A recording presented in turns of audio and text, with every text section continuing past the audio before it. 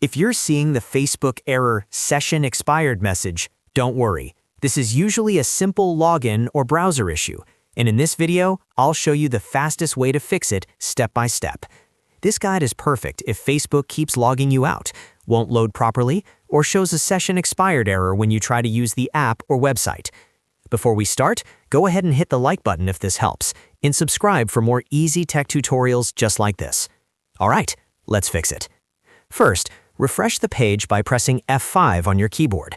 Sometimes the session just needs a quick reload, and that alone can clear the error.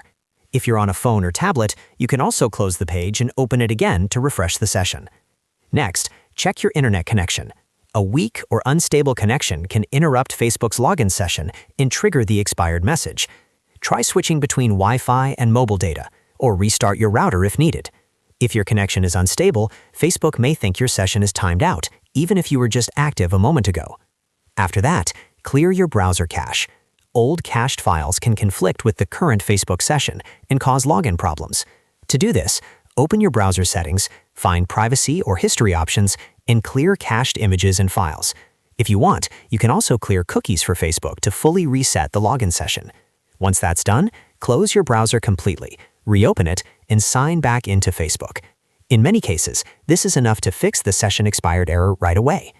If you're still getting the message, try using a different browser or updating the one you already have. Sometimes an outdated browser creates session issues with Facebook.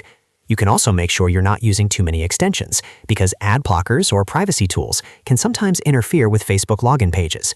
The key is to refresh the page, verify your internet connection, and clear your browser cache in the right order so Facebook can create a fresh session.